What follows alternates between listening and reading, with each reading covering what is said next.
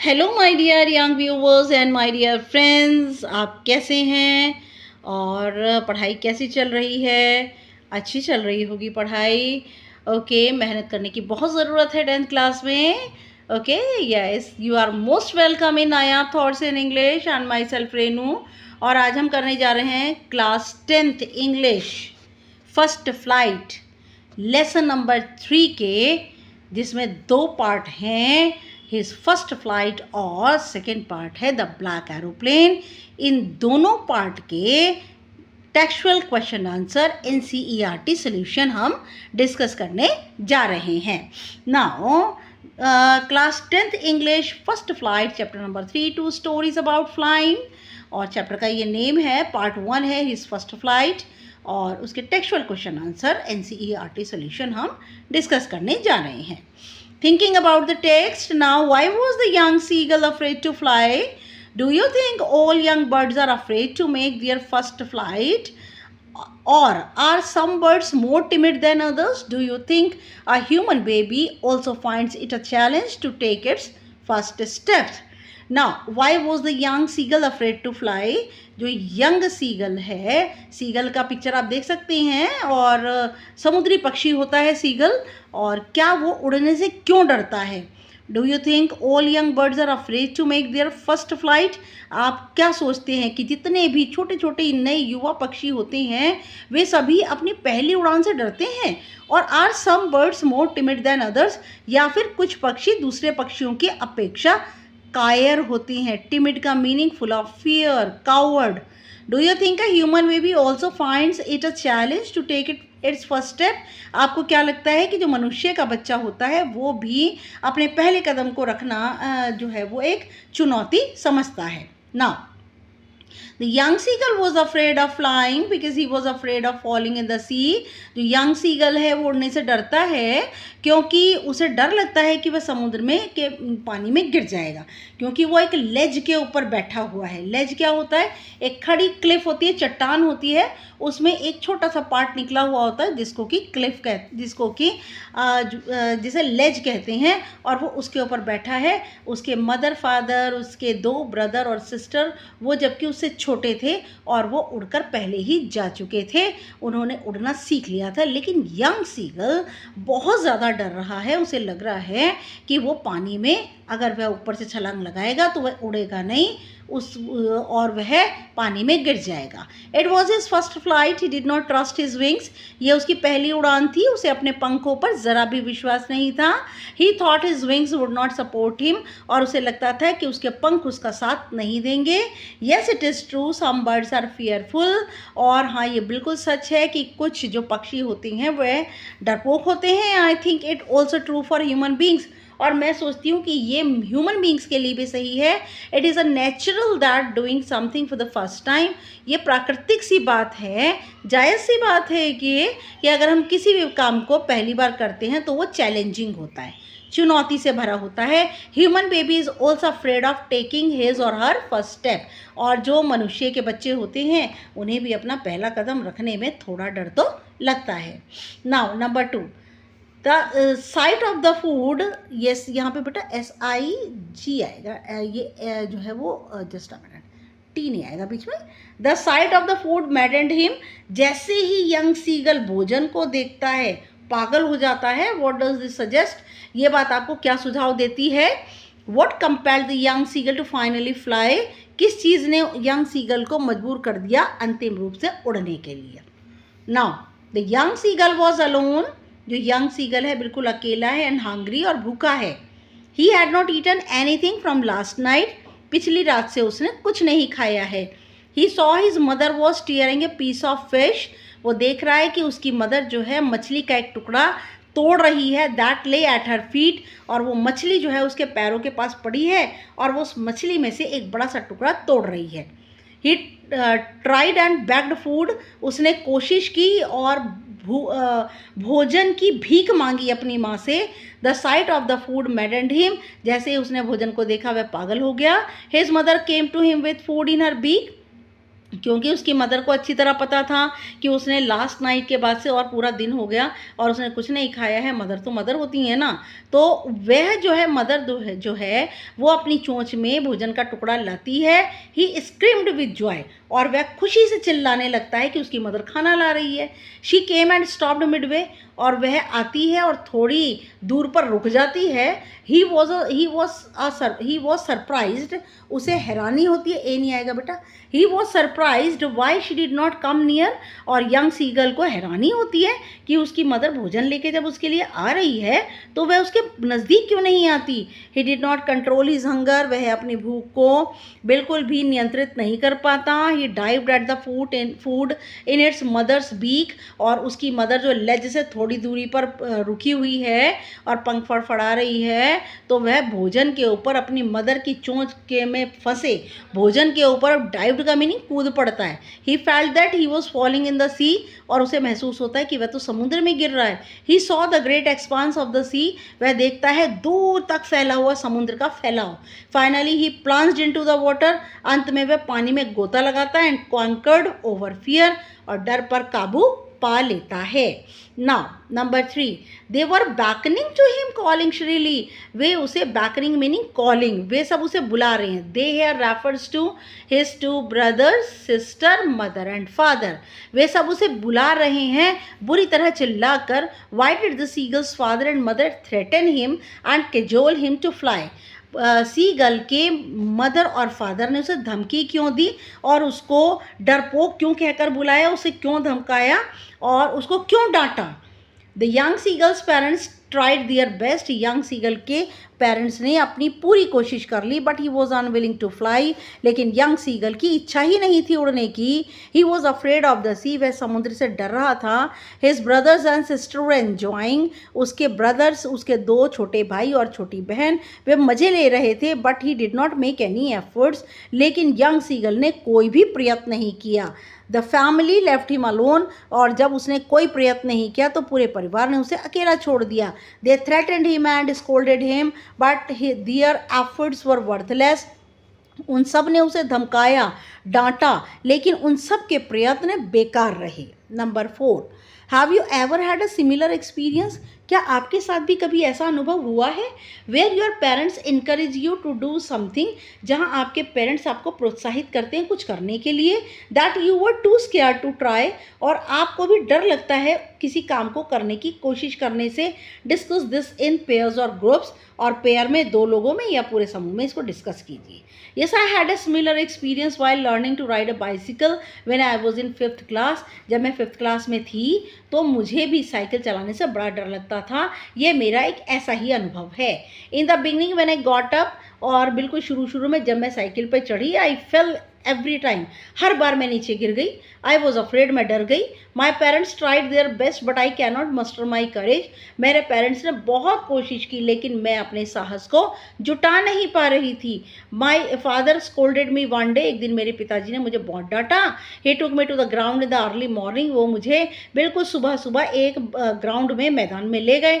He made me sit on the seat, उन्होंने मुझे seat पर बिठाया। And encouraged to pedal, और मुझे प्रोत्साहित किया कि मैं पैडल के ऊपर पैर रखकर और उसको चलाऊं। आई स्टार्टेड टू पैडल, मैंने क्या किया, पैडल चलाने शुरू कर दिया। Suddenly I road the bicycle, अचानक मैं साइकिल चलाने लगी।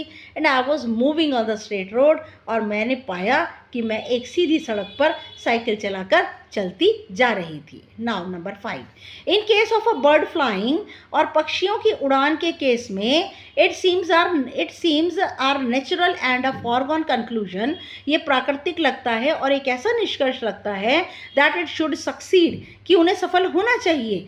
इन the examples you have given in the answer to the previous question, और इन एग्जाम्पल्स के अंदर जो भी आपने क्वेश्चन नंबर 4 के सवाल का जो जवाब दिया है, वॉज योर सक्सेस गारंटीड, और ऐसा करने से क्या आपको सफलता मिलेगी ही मिलेगी, और was it important for you to try regardless of a possibility of failure, और क्या ये ज़रूरी है कि कोशिश करना आपकी बेकार चली जाएगी और फेलियर होने की पॉसिबिलिटी बढ़ जाएगी। देखिए, it is true when we start any new skill, ये सच है जब भी हम कोई नई कुशलता काम या कुछ शुरू करते हैं, we face difficulties in the beginning, और शुरुआत के टाइम में हमें दिक्कत आती है। We are afraid of failure, हमें असफल होने से डर लगता है। The young seagull's father also scolded him, और यंग सीगल के फादर ने भी उसे डांटा था। As my father also got angry and scolded me, जैसा कि मेरे पिताजी ने भी मुझे, वह नाराज़ भी और मुझे डांटा भी। But I mustered my courage and started pedalling the bicycle, लेकिन मैंने अपने साहस को इकट्ठा किया और मैं साइकिल पर पैडल के ऊपर पैर चलाने लगी। Really I got victory over fear, और वास्तव में मैंने डर पर जीत हासिल कर ली। Yes my success was certain, हाँ मेरी सफलता निश्चित थी। Because I was determined to achieve my aim, क्योंकि मैं अपने उद्देश्य को पाने के लिए दृढ़ निश्चय थी। नाउ पार्ट 2 है the black aeroplane, thinking about the text है इसका, पेज 40 के questions. I take the risk, what is the risk, मैं जोखिम उठा लूंगा, खतरा उठा लूंगा। खतरा क्या था? Why does the narrator take it, और नरेटर इसे क्यों उठा रहा था, खतरे को क्यों ले रहा था? A huge black storm was before the narrator, एक बहुत बड़ा काला तूफान नरेटर के सामने था, लेखक के सामने था। He was anxious to go his home and have big English breakfast, उसकी बड़ी इच्छा हो रही थी कि वह घर जाए और एक बहुत ही बढ़िया अंग्रेजी नाश्ता करे। So he decided to fly through the storm. He did not want to miss the opportunity to spend holidays with his family, और इसीलिए सीधा उसने निर्णय किया कि मैं सीधा तूफान के अंदर, तूफान के बादल में घुसूंगा। भाई तूफान के बादल के बीच में क्यों नरेटर घुस रहा है, साइड से क्यों नहीं चला जाता? साइड से इसलिए नहीं चला जाता क्योंकि उसके पास में इनफ फ्यूल नहीं है, उसके पास सिर्फ 5 से 10 मिनट तक उड़ने के लिए फ्यूल है। Okay, so he decided to fly through the storm, इसलिए उसने निर्णय किया कि वो तूफान के बीच में से उड़ेगा। He did not want to miss the opportunity, वह अवसर को खोना नहीं चाहता था। To spend holidays with his family, कि वह अपने परिवार के साथ अपनी छुट्टियां बिताना चाहता था। दस ही टुक द रिस्क, इसलिए उसने ये जोखिम को उठाया। Number 2, describe the narrator's experience as he flew the aeroplane into the storm, और नरेटर का, लेखक का अनुभव बताइए जब उसने तूफान के अंदर, तूफान के बीचों बीच से वह अपने जहाज को उड़ाकर ले गया। The pilot of Dakota DSS, और पायलट जो है डकोटा DSS, उसका नाम है Dakota DSS, enter the storm, वह तूफान में दाखिल हो जाता है। हिज प्लेन एक्टेड ऑकवर्डली, उसका जहाज जैसे ही वह तूफान के अंदर घुसता है, काले बादलों के बीच में घुसता है, उसका जहाज एक अजीबोगरीब हरकतें करता है। It started jumping and twisting, यह कूदने लगता है, मुड़ने लगता है, उथल पुथल मचाने लगता है। There was totally black inside, और उस तूफान के भीतर सब कुछ काला था। ही कुड नॉट सी, वह कुछ देख नहीं पा रहा था। His instruments compass and radio did not work, और उसकी जो कंपस थी, दिशा सूचक था, और रेडियो, दोनों ही काम नहीं कर रहे थे। It was horrible experience for him, ये उसके लिए एक बहुत खतरनाक अनुभव था। The fuel tank was empty, और ईंधन का जो टैंक था वो खाली था। It could fly hardly for 5 to 10 minutes, और ये सिर्फ 5 से 10 मिनट ही उड़ सकता था। Suddenly he saw other aeroplane, अचानक उसने एक दूसरा जहाज देखा। His pilot instructed him to follow, और उसके पायलट ने निर्देश दिया कि वह उसके पीछे आए। It was black aeroplane without lights in its wings, और ये काला जहाज था जिसके परों में बिल्कुल कोई लाइट नहीं थी। ही did not have any other way, और डकोटा पायलट के पास कोई और चारा नहीं था। He started to follow the black aeroplane, उसने शुरू कर दिया ब्लैक एरोप्लेन के पीछे जाना। एंड ही लैंडेड सेफली, और वह बड़े ही सुरक्षित तरीके से नीचे उतर आया। Now why does the narrator say I landed and I was not sorry to walk away from the old Dakota, और नरेटर ने, लेखक ने क्या कहा कि मैं जहाज से उतरा और मुझे दुख भी नहीं है, ओल्ड डकोटा से उतर करके मैं कंट्रोल रूम किया और गया, मुझे दुख नहीं है। क्यों दुख नहीं है? The narrator says this because he was relieved, narrator ये इसलिए कहता है क्योंकि अब उसे आराम मिला था, क्योंकि बादलों के सामने, तूफान भरे बादलों के बीच में से निकलना और फिर लैंड कर लेना आसान नहीं था। Now he landed on the airport without any mishap, और वह बिना किसी दुर्घटना के एयरपोर्ट के ऊपर उसने लैंडिंग कर ली। The Dakota had enough fuel to fly for 5 to 10 minutes more, Dakota के पास इतना पर्याप्त ईंधन था कि वह 5 से लेकर 10 मिनट तक अपने जहाज को चला सके।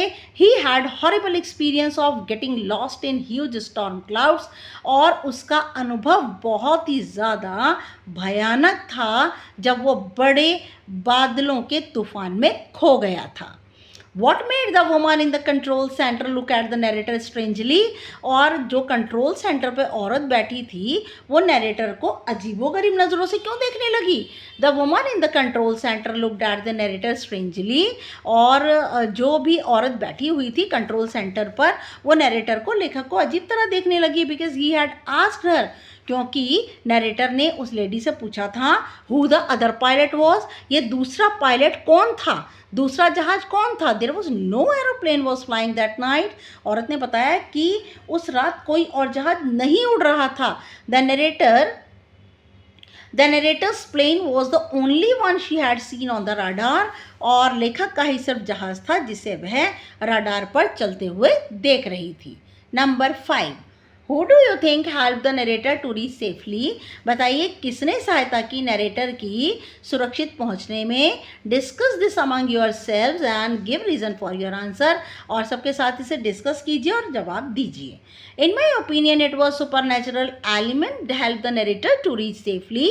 मेरे विचार से ये एक परालौकिक तत्व है जिसने नरेटर की, लेखक की सहायता की सुरक्षित पहुंचने में। It seemed impossible for him to come out from the dark cloud, और लेखक के लिए बिल्कुल असंभव था कि काले बादलों के बीच में से और बिल्कुल सीमित ईंधन के साथ वह वापिस आ जाए बाहर, ये असंभव था। The black aeroplane was strange, जो ब्लैक एरोप्लेन था उसके अंदर कुछ अजीब व गरीब बात थी।